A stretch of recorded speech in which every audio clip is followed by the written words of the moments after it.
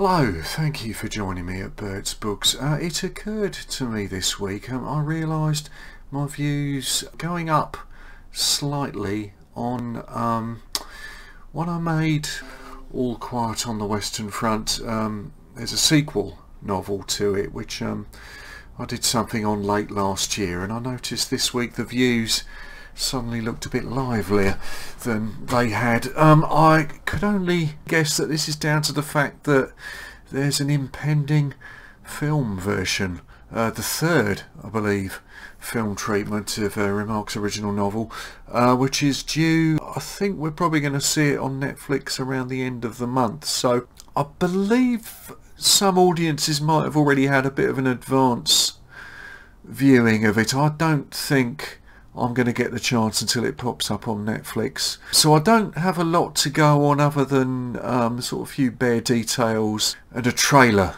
that's been posted for it. This will be the third film version of Remarque's novel, the first coming in 1930, fairly quickly after the novel's publication.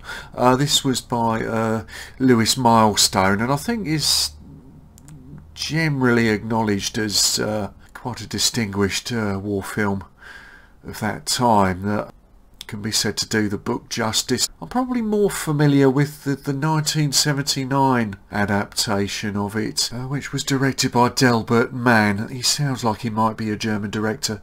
I think in fact he's American. That was an American production, famously featuring, well, there's a few names in it actually, but Richard Thomas is in the lead role. Richard Thomas plays Paul Baumer. I think fresh from the Waltons, you know, which actually isn't so out there. You know, they're both Paul Baumer and John Boy, I suppose, kind of slightly naive, slightly idealistic young men of vaguely artistic inclinations.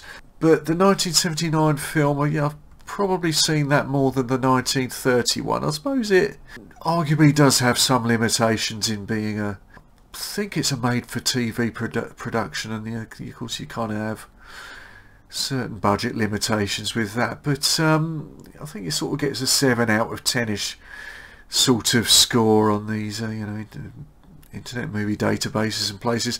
But yeah, that was a long time ago, obviously, and so kind of I'm always a bit wary of remakes and so on, but you know, the previous versions would have been made, you know, at a time when the technology and I suppose the access to the more historically accurate kind of accessorising may have been slightly limited. So I've seen someone's posted a review up that's been lucky enough to have seen this, and yeah, they went 9 out of 10 on it. I believe it's I'm going to say German production. I do tend to think a German director and a German production team, it tends to help with these things. It tends to be a good sign.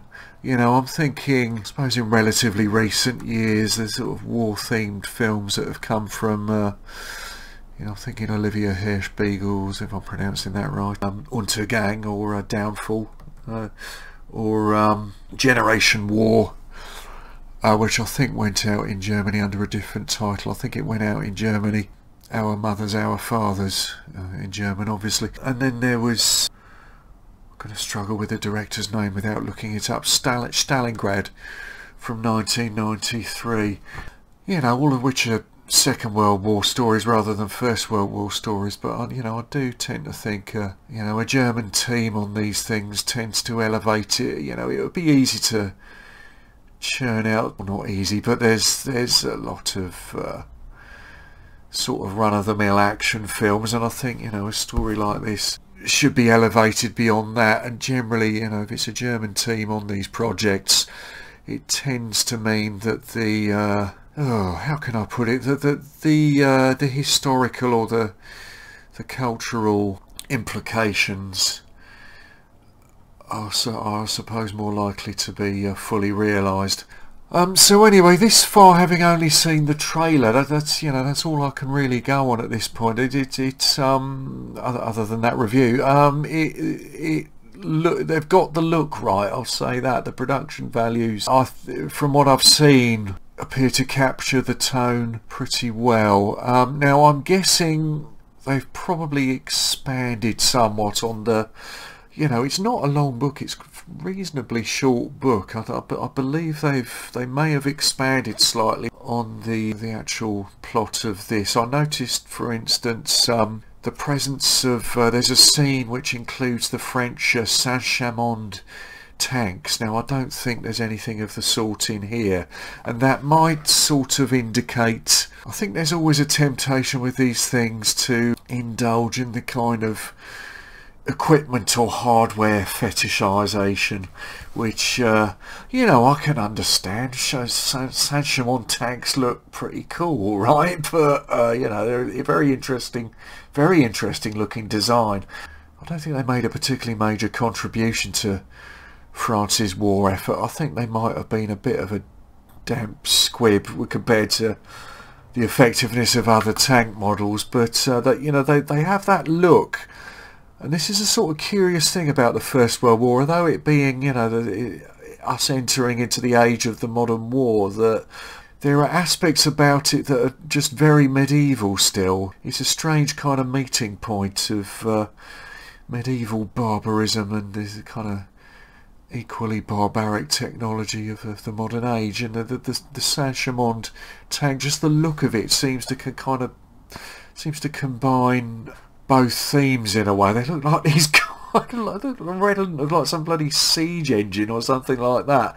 But you get this when I don't know about now because they've done a whole renovation job on it, but when you used to go to if you visited the Imperial War Museum in London, you used to be confronted with this display case of just trench warfare implements, and it was like some medieval, there's like clubs and spikes and punch gauntlets and all this, although you're in the age of technology, it still sort of reduces to that. So I'd cautiously say what I've seen looks quite promising of it. I imagine I'll be tuning in pretty soon. The book I first read, I think I probably read the book after having seen TV viewings of both versions of the film, I believe. Now weirdly, at the time I bought the book, this edition, I think I probably bought this in the early 90s, probably 92ish, and this one is actually, I think it says in here somewhere, it's a 1929 translation, so it's it's like the first English translation of the book was effectively still in print up until the early 90s. I do remember reading, might have been in The Guardian, I forget now, but there was an article about it at the time just saying how badly in need of a revisit that the translation was. So the language in this edition, it's kind of like it was translated by like someone who had grown up on the Billy Bunter books. It's like someone who'd grown up on Greyfriars had translated this. For a prime example, they're talking about women during a bit of downtime in the fighting. "By Jove, yes," says I, his face melting. "Then I'd grab some good buxom dame, some real kitchen wench."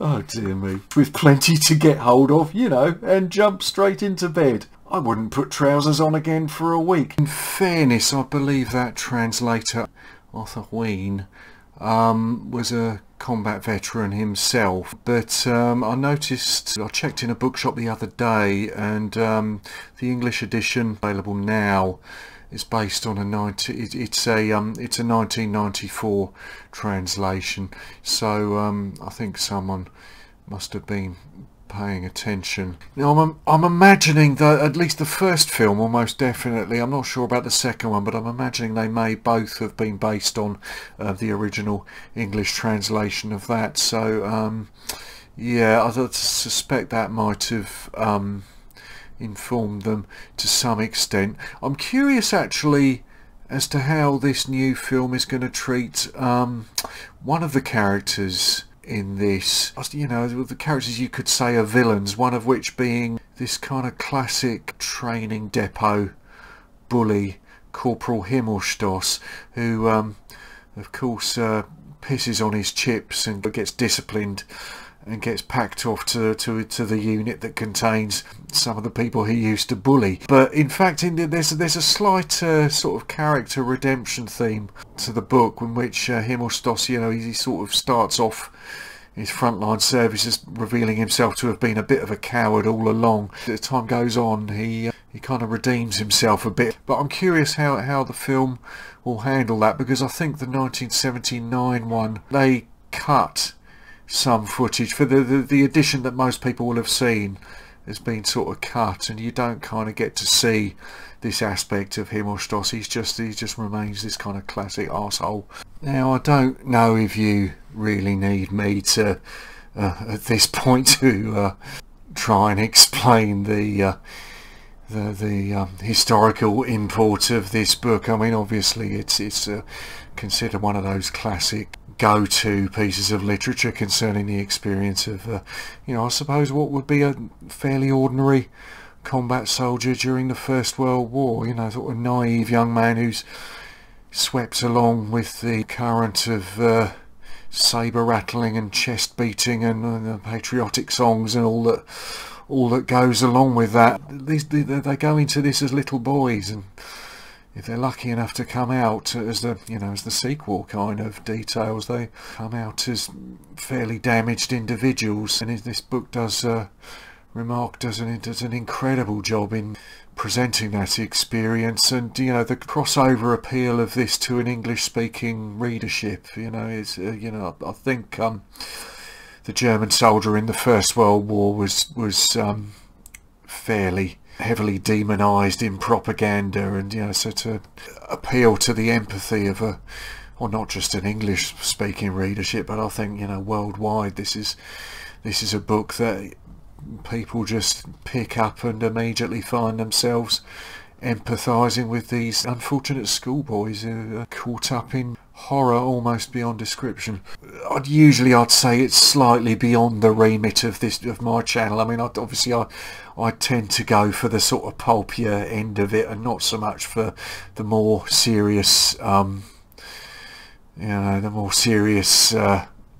the spectrum. But my justification, as I think I said in the video for the sequel, that this book obviously has had an enormous cultural reach, and one aspect of that is that it has formed a sort of template for a lot of the war pulps that would appear later, in the latter part of the 20th century. I mean, I'm always one for doing things in the wrong order, and it happened that by the time I got to read a copy of this, I had already read, I believe, the entire output of Sven Hassel. I know, can't do anything about it now, but when I picked this up and read it for the first time, so much of it seemed familiar, because so much of it had, whether by coincidence or deliberately, had been appeared in fairly similar form within the pages of Blitzfreeze, or in fact I think even the opening passage of this is mirrored within Sven Hassel's Blitzfreeze fairly blatantly, I would say. Also, I think his debut novel, what was that called, the Legion of the Damned, if you read that, bits of this kind of fall out of it, and I don't think even this rather quaint translation on this edition here, I don't think that really spoils it. I think it's just one of those timelessly affecting books, and I'm holding out quite high hopes for this Netflix showing. It does seem to look fairly promising, so I imagine I'll be jumping onto that the moment it's available to a UK audience, and perhaps some of you will.